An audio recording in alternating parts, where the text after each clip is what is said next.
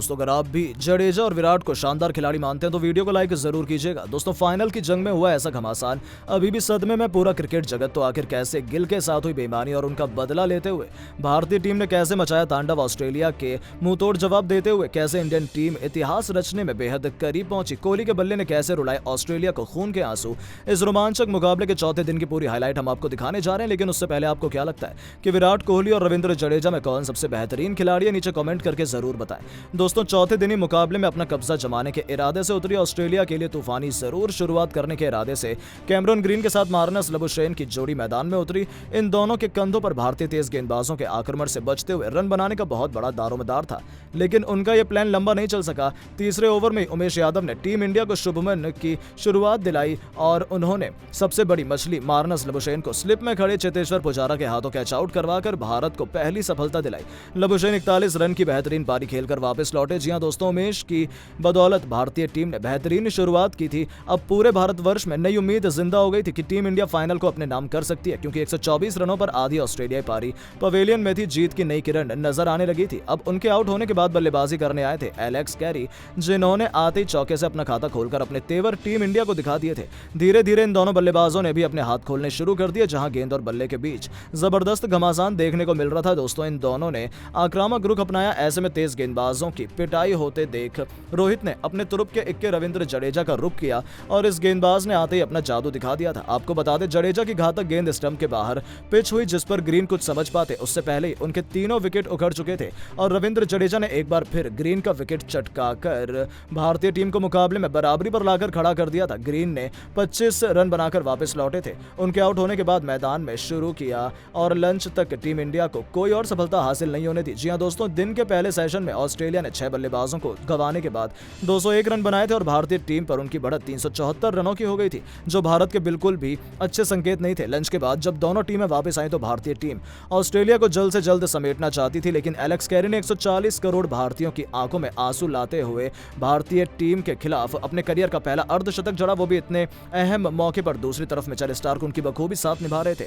इन दोनों खिलाड़ियों ने भारतीय टीम पर 400 रनों से भी अधिक की बढ़त बना ली थी, जहां से अब भारतीय की मुसीबतों में दलदल में थी। इन दोनों बल्लेबाजों ने अब तो सीधा तबाही का मंजर दिखाना शुरू कर दिया था। एक के बाद एक चौकों की इन दोनों ने झड़ी लगा दी थी। भारतीय टीम चौतरफा फंसी हुई थी। तभी मिचेल स्टार्क को मोहम्मद शमी ने चलता किया, लेकिन आउट होने से पहले यह खिलाड़ी 41 रन बना चुका था। दोस्तों, उनके आउट होने के बाद बल्लेबाजी करने आए कप्तान पैट कमिंस ने भी आते ही खतरनाक चौके से अपना खाता खोला, लेकिन जैसे उन्हें मोहम्मद शमी ने चलता किया तभी ऑस्ट्रेलिया ने 443 रनों की बढ़त लेकर अपनी टीम को डिक्लेयर कर दिया। यानी कि अब भारतीय टीम को यह टेस्ट मैच जीतने के लिए 444 रन बनाने होंगे, जो लगभग नामुमकिन है, क्योंकि दोस्तों इतना बड़ा लक्ष्य इतिहास में कभी कैच नहीं हुआ था।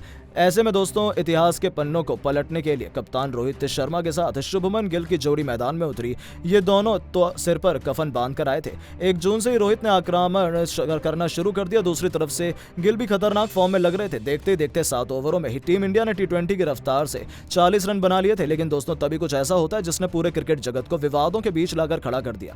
जी हां दोस्तों, आपको बता दें, तूफानी बल्लेबाजी कर रहे गिल स्कॉट बोलैंड के जाल में फंस गए। गेंद उनके बल्ले का बाहरी किनारा ले गई, जिसे स्लिप में खड़े कैमरन ग्रीन ने हवा में उड़ते हुए लपक लिया। हालांकि पहली नजर में फैसला ले पाना बहुत मुश्किल था। ऐसे में डिसीजन थर्ड एम्पायर को सौंपा गया। दोस्तों, जब थर्ड एम्पायर ने स्टेडियम की बड़ी स्क्रीन पर देखा तो तब ऐसा लग रहा था कि वो नॉट आउट हैं, लेकिन ग्रीन की उंगली गेंद के नीचे थी। लेकिन उसके बावजूद एम्पायर ने गिल को आउट करार दे दिया था, जिस पर किसी को भरोसा नहीं हुआ। लेकिन यह बल्लेबाज 18 रनों की पारी खेलकर वापस लौट चुका था और टी ब्रेक तक टीम इंडिया ने 7.1 ओवर में 41 रन जोड़े थे। ब्रेक के बाद रोहित और पुजारा की जोड़ी भारतीय पारी को पटरी पर वापस लाने के लिए मैदान में उतरी। इन दोनों ने आते ऑस्ट्रेलिया गेंदबाजों की धज्जियां उड़ानी शुरू कर दी। पलक झपकती टीम इंडिया 70 रनों के आंकड़े को पार कर चुकी थी। ये दोनों कहर बनकर ऑस्ट्रेलिया पर टूट पड़े थे। ये दोनों टेस्ट क्रिकेट में ऑस्ट्रेलिया की T20 के अंदाज में शामत ला रहे थे। रोहित तो हिटमैन वाले अवतार में थे, वहीं पुजारा ने भी आते ही चौके छक्कों की झड़ी लगा दी। भारतीय पारी टॉप गियर में आगे बढ़ रही थी और दोस्तों, आते ही इस गेंदबाज ने भारतीय को सबसे बड़ा दुख दिया। उन्होंने कप्तान रोहित को LBW कर भारतीय खेमे में मातम का माहौल बना दिया। रोहित शर्मा 43 रनों की एक शानदार पारी खेलकर वापस लौट। उनके आउट होने होने के बाद अब मैदान पर विराट कोहली आ चुके थे। अब इन दोनों खिलाड़ियों पर करोड़ों भारतीयों की उम्मीद थी, लेकिन चेतेश्वर पुजारा भी सभी को निराश कर गए। पैट कमिंस ने उन्हें पवेलियन की राह दिखाकर भारतीय बल्लेबाजी की कमर तोड़ दी। केवल 93 रनों पर 3 भारतीय बल्लेबाज पवेलियन की शोभा बढ़ा रहे थे। अब मैदान पर अजिंक्य रहाणे के साथ विराट कोहली टीम इंडिया की आखिरी उम्मीद बनकर मैदान में मौजूद थे। भारतीय टीम 21 ओवर में केवल 93 रन बना पाई थी, जहां अभी भी भारत को 351 रनों का लक्ष्य चेस करना था, जो अंगारों पर चलने से कम नहीं है।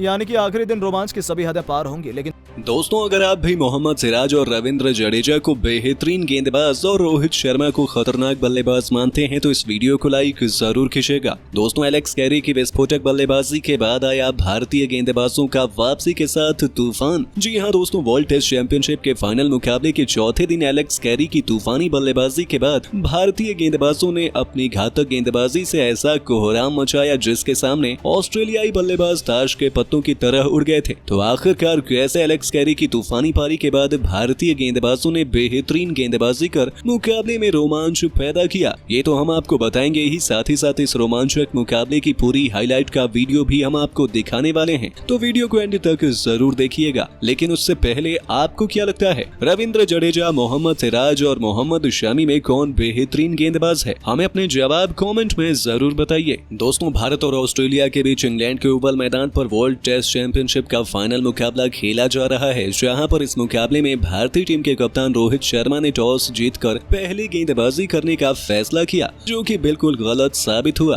क्योंकि पहली गेंदबाजी कर 469 रनों पर ऑस्ट्रेलिया की टीम को ऑल आउट कर दिया था। हालांकि इसका पीछा करने के लिए उतरी भारतीय टीम भी 296 रन बनाकर ऑल आउट हो गई थी। तो वहीं ऑस्ट्रेलिया की टीम जब दूसरी पारी में 173 रनों की बढ़त के साथ मैदान पर उतरी तो दूसरे दिन की समाप्ति तक 123 रनों पर 4 विकेट ऑस्ट्रेलिया ने गंवा दिए थे, जहां पर मार्नुस लाबुशा ने 118 गेंदों पर 41 रन बनाकर नाबाद थे, तो वहीं ग्रीन 27 गेंदों पर 7 रनों की नाबाद पारी खेले थे। और ऐसे में तीसरे दिन का जब खेल शुरू हुआ तो गेंदबाजी की शुरुआत उमेश यादव ने की। हालांकि बल्लेबाज ग्रीन ने दूसरी ही गेंद पर 1 रनों के साथ तीसरे दिन की बेहतर शुरुआत की और दूसरी तरफ से मोहम्मद शमी ने काफी ज्यादा दबाव बनाकर रखा और मेडन ओवर निकाल दिया। लेकिन इसी बीच दिन के तीसरे ही ओवर में उमेश यादव ने सबसे बड़ा झटका ऑस्ट्रेलिया की टीम को दे दिया था, जहां पर उन्होंने अपनी रफ्तार के सामने नंबर 1 टेस्ट बल्लेबाज को परेशान किया और स्लिप में मौजूद चेतेश्वर पुजारा के हाथों कैच आउट करा दिया। इस दौरान बल्लेबाज मार्नुस लाबुशा ने 126 गेंदों पर 4 चौके की मदद से 41 रन बनाने के बाद कैच आउट हो गए थे, जिसके बाद बल्लेबाजी करने एलेक्स कैरी आते हैं और उन्होंने पहली ही गेंद पर चौके के साथ अपना खाता खोला। तो वहीं मोहम्मद शमी और उमेश यादव के द्वारा बनाए गए दबाव को और भी ज्यादा अग्रसर तरीके से बढ़ाने के लिए गेंदबाजी की कमान मोहम्मद सिराज और रविंद्र जडेजा को 52वें और 53वें ओवर में दे दी गई। हालांकि दोनों गेंदबाजों ने जबरदस्त गेंदबाजी करते हुए दबाव को बनाकर रखा और बल्लेबाजों को परेशानी भी दी।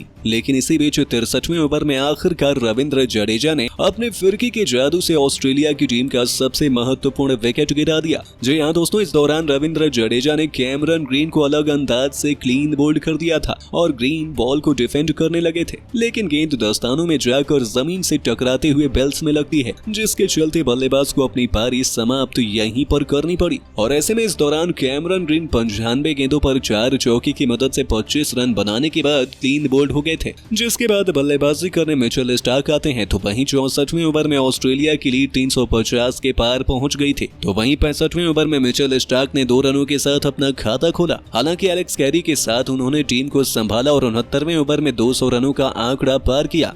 और इसी बीच पहले सत्र के अंदर 26वें ओवर में 78 रन के अंदर 2 विकेट ऑस्ट्रेलिया ने गिरा दिए थे और 201 रन 6 विकेट के नुकसान पर बन चुके थे। लेकिन जब दूसरे सत्र का खेल शुरू हुआ तो गेंदबाजी की शुरुआत फिरकी गेंदबाज रविंद्र जडेजा ने की। इस बीच मिचेल स्टार्क ने चौका लगाकर दूसरे सत्र का शुभारंभ किया और पहले ही ओवर में 4 रन बटोर लिए थे। तो वहीं अगले ओवर में गेंदबाजी के लिए उमेश यादव के सामने एलेक्स कैरी चारों खाने चित हो गए और स्लिप में उन्होंने एक कैच दे दिया, लेकिन विराट कोहली और पुजारा दोनों के बीच में से गेंद चली जाती है और बल्लेबाज को यहां जीवन दान मिलता है। इसी बीच लगातार बेहतरीन बल्लेबाजी देखने को मिल रही थी। मिचेल स्टार्क पैर रख चुके थे अपना एक्सेलरेटर पर और उन्होंने 76वें ओवर में लगातार 2 गेंदों पर 2 चौके लगा दिए थे और भारतीय टीम के गेंदबाजों को काफी ज्यादा निराश कर दिया। और इसी बीच 77वें ओवर में एलेक्स कैरी ने 1 रनों के साथ 82 गेंदों पर अपना अर्धशतक पूरा किया, जो कि भारत के खिलाफ उनका पहला अर्धशतक था। हालांकि दोनों के बीच अर्धशतकीय साझेदारी तो हो चुकी थी और दोनों शतकीय साझेदारी करने के करीब पहुंच रहे थे और इसी बीच 80वें ओवर के बाद नई गेंद ले ली गई और गेंदबाजी की शुरुआत मोहम्मद शमी ने की और इस बीच 82वें ओवर में 250 रनों का आंकड़ा भी पार हो गया था ऑस्ट्रेलिया का। तो वहीं 83वें ओवर में मिचेल स्टार्क 57 गेंदों पर 7 चौके की मदद से 41 रन बनाने के बाद मोहम्मद शमी की गेंद पर स्लिप में खड़े विराट कोहली के हाथों कैच आउट हो गए थे। इसके बाद बल्लेबाजी करने कप्तान पैट कमिंस मैदान पर आते हैं और इसी के साथ 84 ओवर की समाप्ति तक ऑस्ट्रेलिया की टीम ने 269 रन 6 विकेट के नुकसान पर बना दिए हैं और जिस तरीके से बल्लेबाजी चल रही थी उसे देखकर लग रहा था कि ऑस्ट्रेलिया की टीम 300 रनों के करीब बना देगी और इस मुकाबले में भारतीय टीम को काफी पीछे कर सकती है। वैसे दोस्तों आपको क्या लगता है इस मुकाबले को कौन सी टीम अपने नाम करेगी? हमें अपने जवाब कमेंट में जरूर बताइए और ऐसे ही शानदार खबरों के लिए सब्सक्राइब कर लीजिए हमारे YouTube चैनल को।